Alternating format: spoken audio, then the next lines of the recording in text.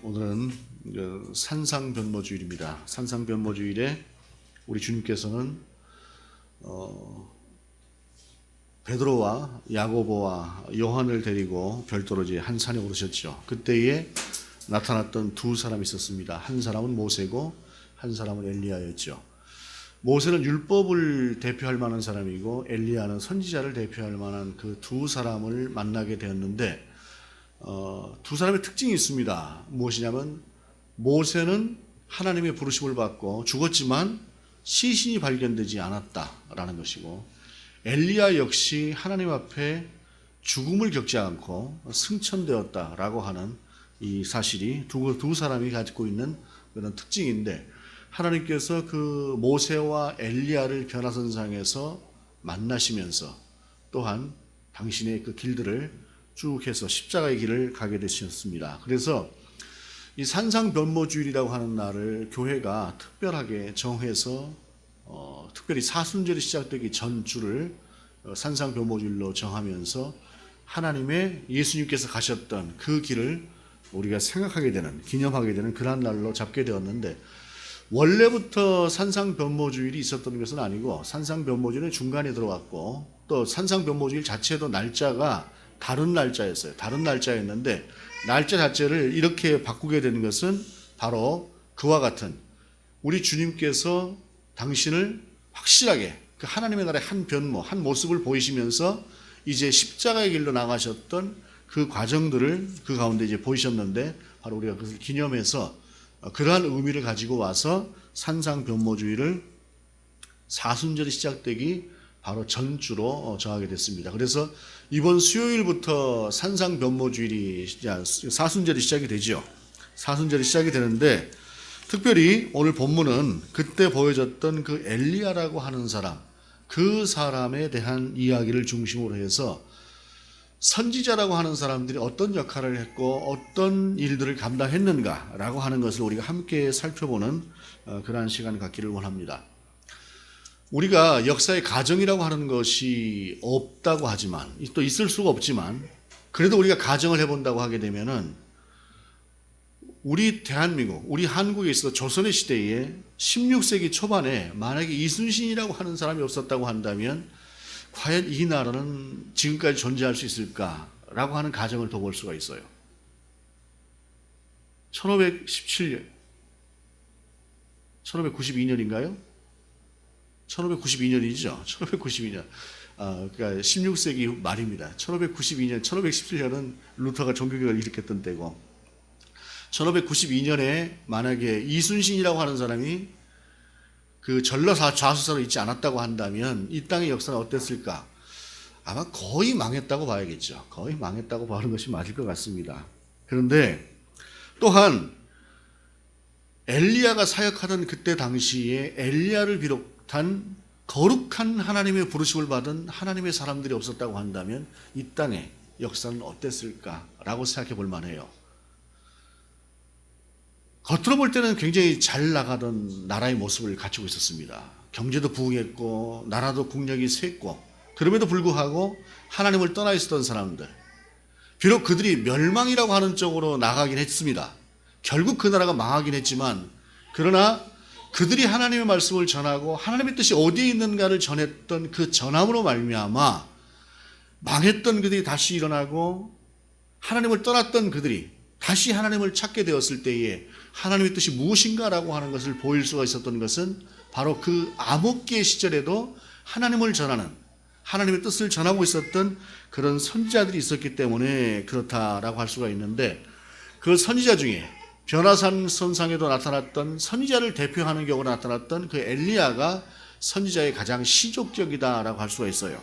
그런데 오늘 1절을 보게 되면 여호와께서 회오리 바람으로 엘리야를 하늘로 올리고자 하실 때에 엘리야가 엘리사와 더불어 길갈에 나가더니 라고 말씀을 시작하고 있습니다.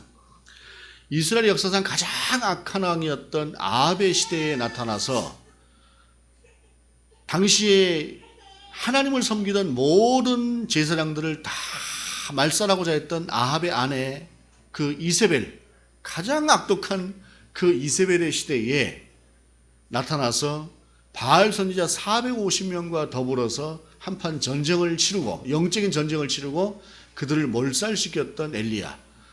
하나님이여 당신의 살아계심을 이 번제단을 태움으로 보여주시옵소서라고 하나님께 기도함으로 말미암아 하나님의 불이 내려와서 엘리야가 쌓아놓은 그 모든 번제물을 만인이 보는 앞에서 태우신을 보였던 그 엘리야, 그 엘리야도 이제 하나님의 부르심을 받고 하나님께로 가는 그런 때가 되었습니다. 비록 죽음이라고 하는 것을 겪지는 않았지만 그러나 그는 분명히 이 땅으로부터 떠나서 하나님께로 불려 올라가는 그러한 상황을 맞이하게 되는 그러한 때를 이제 오늘 본문은 우리 가운데 보여주고 있어요. 그러면서 그의 가장 가까웠던 제자, 그를 따랐던 그 제자, 그리고 하나님께서 특별히 명하셨던 제자 엘리사에게 그의 사역이 승계되어지는 그러한 모습을 우리 가운데 보여주고 있습니다.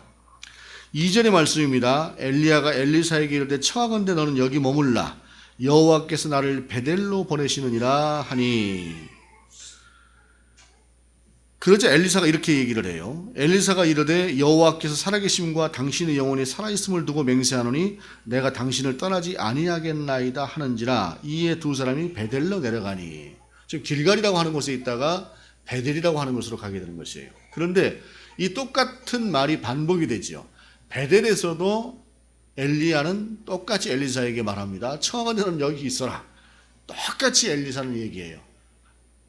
절대로 내가 떠날 수 없습니다 하면서 그 다음에 길갈로 가게 되고 또 길갈에서 또 머물라고 하면서 내가 요단으로 가야 된다라고 했더니 역시 그곳에서도 엘리사는 똑같이 내가 당신을 떠나지 않겠습니다라고 이야기를 합니다. 그런데 이와 같은 것들이 어떤 하나의 문학적인 어떤 당시의 표현이기도 하지만 중요한 것은 왜 엘리야가 굳이 너는 여기 머물러 있으라라고 했을까? 그냥 여기 같이 가자라고 해도 무방할 텐데 굳이 왜 너는 여기 머물러 있으라라고 했을까라고 하는 것에 대해서 몇 가지의 이야기들, 몇 가지의 그 추측들이 있습니다. 왜냐하면 오늘 본문은 그것을 정확하게 이야기하지 않아요.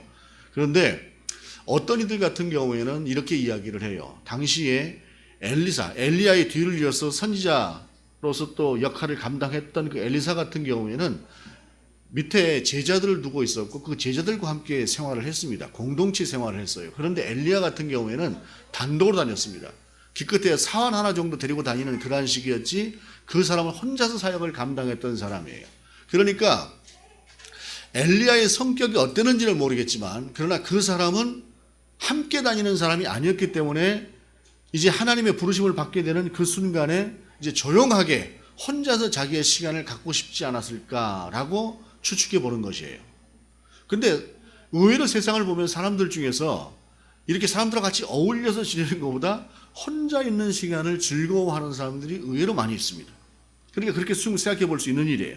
그 다음에는 엘리야가 하나님께로부터 특별한 부르심을 받을 것이라고 하는 이 놀라운 사실을 이미 알고 있었기 때문에 이것을 사람들 앞에서 드러내게 보이는 것이 아니라 조용히 하나님 부르심을 받고자 했다. 이것은 하나님의 겸손의 마음이다라고 하는 말도 있고 또 한 가지는 엘리사의 충성심을 시험해 보기 위한 것이었다라고 하는 그러한 주장도 있습니다. 어느 것이 맞을지 모르겠지만 그러나 분명한 것은 무엇이냐면은 엘리사는 끝까지 엘리야를 따라갔다라고 하는 사실입니다. 이것은 충직한 엘리야의 모습이고 그리고 끝까지 지켜내는 그의 지조이기도 하고 꾸준하고 한결같은 그러한 엘리사의 모습을 분명히 우리 가운데 보여주는 것이에요. 이 시대가 좀 이런 것과는 좀 많이 다르죠. 순간에 강하고 찬스에 강하고 딱 봐서 실익이라고 하는 것이 어떤 것이 실익이 있는라고 하는 것에 강한 것이 요즘 세상입니다. 팔방미인들 뭐 이런 장점들이 이런 것들이 오늘날은 장점이 되는 그러한 세대이긴 합니다만 그러나 하나님의 사람 그리스도인들에게 정말로 필요한 것은 바로 이 엘리사와 같은 신앙의 자세라고 하는 것입니다. 흔들릴 수도 있죠. 어쩌면 실망스러울 수도 있죠. 그러나 꾸준하게 함께하는 사람에게 하나님께서 베풀어 주시는 은혜를 오늘 본문은 보여주고 있습니다. 비록 이것이 엘리사에게는 승계라고 하는 모습이지만 그러나 우리가 살아가는 모습에 있어서는 또한 이와 같은 것들은 우리가 하나님 앞에서 간절히 바라고 있는 또 다른 어떤 것일 수 있다라고 하는 사실입니다. 가다가 아니가면 처음부터 아니가면 못하다라고 하는 말도 적용이 될 수 있을 것이다라고 하는 것입니다. 그렇게 해서 엘리사가 끝까지 엘리야를 따라서 동행함으로 말미암아 엘리야의 뒤를 잇는 그러한 선지자가 되게 됩니다. 그런데 오늘 본문 속에서 우리가 또 한 가지를 놓치지 말고 봐야 될 것이 있어요. 그것은 뭐냐면 3절하고 5절에서 보게 되면은 베델에서 선지자들과 여리고의 선지자들이 똑같이 이런 말을 합니다. 선지자의 제자들이 엘리사에게로 나와 그에게 이르되 여호와께서 오늘 당신의 선생을 당신의 머리로 데려가실 줄을 아시나이까? 3절에서도 5절에서도 베델에서도 여리고에서도 똑같이 선지자의 제자들이 나와서 이렇게 엘리사에게 묻는 것입니다. 이것은 무엇일까요? 그때 당시에 정말로 하나님을 모르는 왕과 하나님을 떠난 백성들 속에서도 오직 하나님만 바라보고 있었던 선지자의 무리들의 영성은 이렇게 민감했다라고 하는 것을 보여주고 있는 것이에요. 이것이 개인의 영성일 수도 있고 또는 공동체의 영성일 수도 있습니다. 그러나 분명한 것은 함께 살고 있었던 그 선지자의 무리들, 그렇게 많은 무리들 같지는 않습니다만 그러나 그들은 분명히 엘리야가 하나님의 부르심을 받아서 이제 하나님께로 가게 될 것이다라고 하는 것을 알고 있었다라고 하는 사실입니다. 그리고 이것이 이 시대를 살아가는 우리에게 있어서 분명한 희망이고 이것이 또한 이 시대를 살아가는 우리에게 있어서 분명한 다짐이 되어야 될 그러한 이야기다라고 하는 사실입니다. 오므리라고 하는 사람이 쿠데타를 일으켜서 오므리 왕조가 생겨난 이후로 북쪽에 있었던 이스라엘은 완전히 하나님을 떠난 그야말로 타락한 우상 집단의 무리들로 전락을 해버리고 맙니다. 그 뒤로 하나님의 사람으로 세워질 만한 그런 왕들이 잘 나타나지 않습니다. 그런데 오늘 엘리야와 같은 그리고 오늘 본문 속에 드러나는 그런 선지자와 같은 사람들의 모습으로 인해서 그 악한 왕들 중에서도 그래도 하나님을 두려워하는 왕들이 생겨날 수 있었던 것은 바로 이들이 하나님 앞에서 세워져 있는 그런 모습을 가졌기 때문이다라고 하는 사실입니다. 오늘날 우리의 교회의 장래에 대해서 희망적으로 보는 사람들은 거의 없죠. 대부분이 다 희망적으로 보진 않습니다. 얼마 전에 어떤 목사님들하고 얘기를 하다 보니까 그런 이야기를 해요. 1000명 이상 모이는 교회들 같은 경우는 아직은 별 큰 타격이 없대요. 그런데 1000명 미만, 한 500명 미만 정도 되는 한 200~300명, 400~500명 모이는 교회들 같은 경우에는 벌써 많이 줄어들고 있다고 하는 이야기를 하더라고요. 그러면서 이 교회가 앞으로 이제 조금 더 지나고 나면은 1000명이 넘어가는 교회들도 그러한 모습으로 이제 변해갈 수 있을 것이다라고 하는 그러한 이야기들을 합니다. 그런데 그럴 수 있겠죠. 그럴 수 있을 것이고 교회가 지금보다 성도가 절반이 될 수도 있을 것이고 절반 이하가 될 수도 있을 것이다.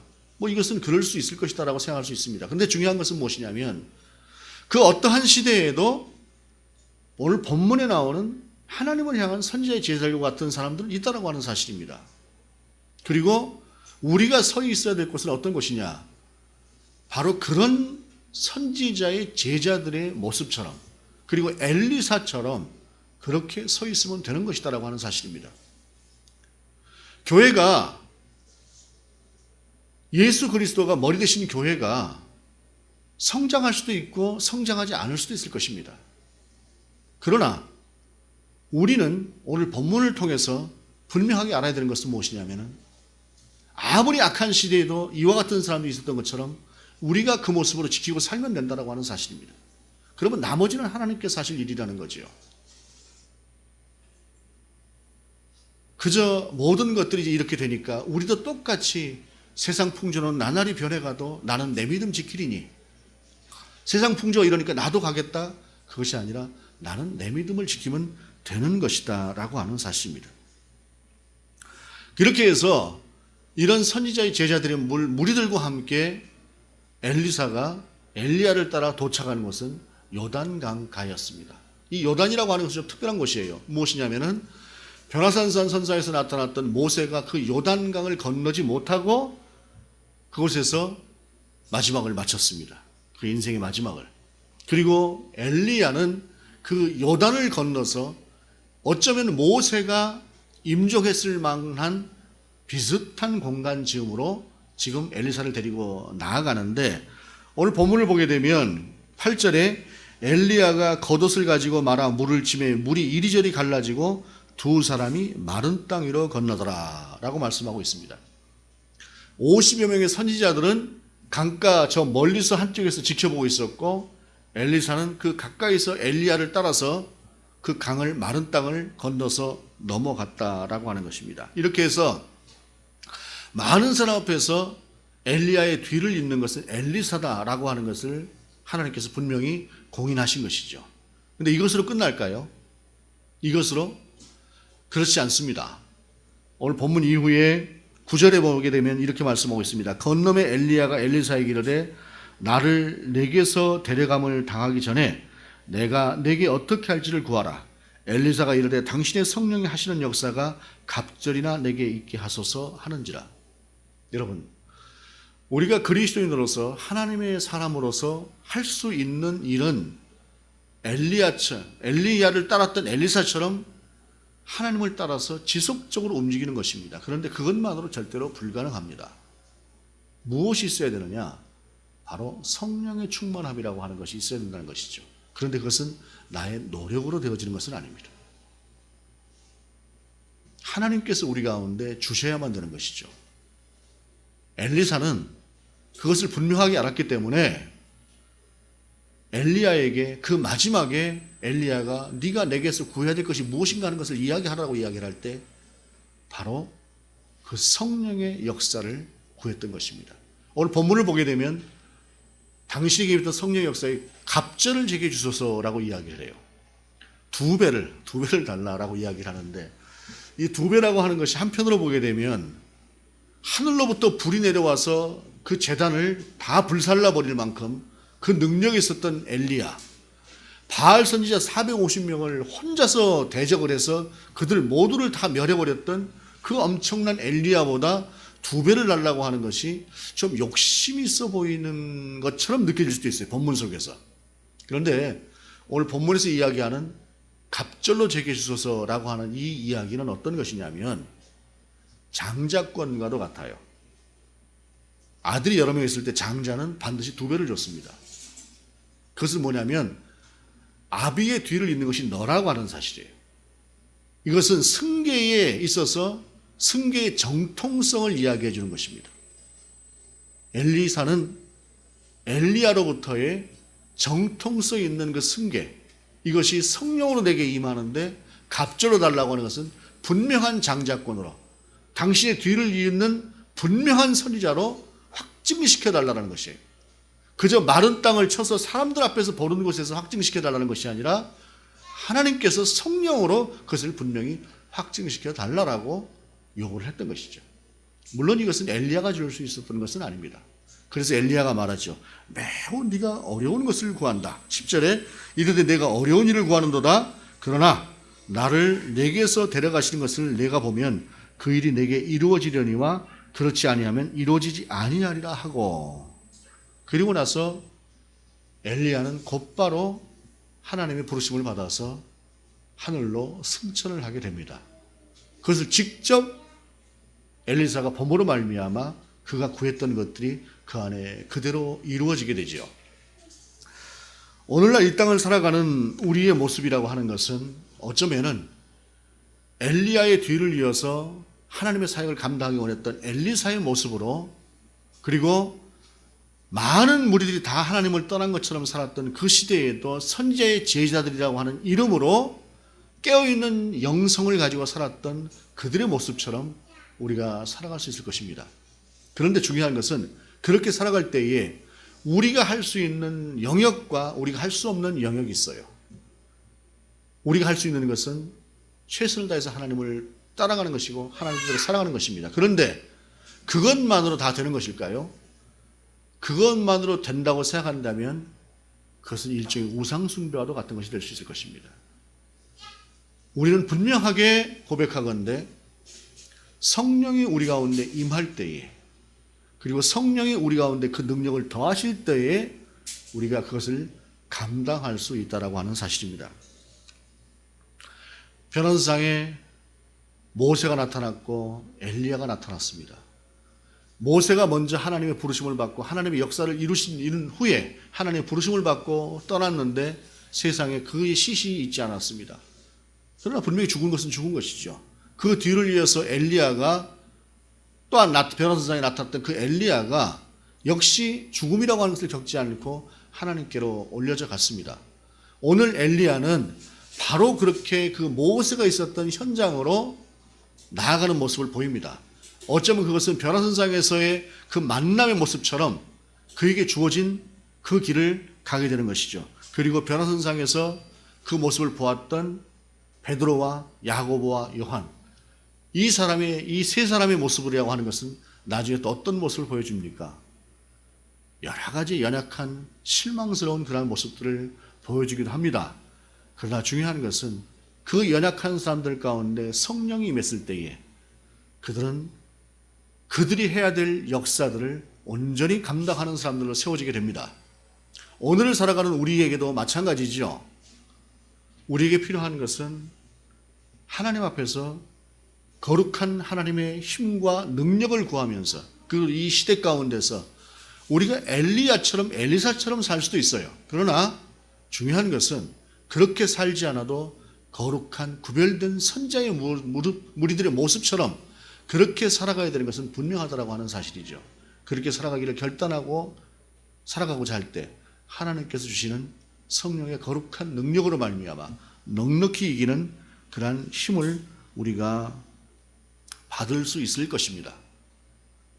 그것이 이 땅을 살아감에 있어서 엘리야와 엘리사가 걸었던 선지자의 삶과 같은 그러한 삶이든, 또한 하나님께서 각자 부르신 우리의 처소에서 각자 여러분이 한 사람 한 사람이 하고 있는 그 삶의 현장의 어떤 모습이든, 또는 우리가 간절히 구하고 기도하고 바라는 우리 기도의 어떤 열매이든 무엇이 되었든 우리가 하나님 앞에서 엘리사의 모습으로, 또한 그 구별된 선지자의 제자들의 모습으로 살아갈 때에 그들이 선지자의 역할을 온전히 감당했던 것처럼, 또한 우리가 이 땅을 살아가는 무엇을 해도 예배자로서의 그런 삶의 모습을 감당할 수 있을 것이고, 또한 우리 안에 소원을 두고 살아가는 그 어떤 것일지라도 거기에 역시 하나님께서 응답하시고 역사하실 것이다 라고 하는 사실입니다.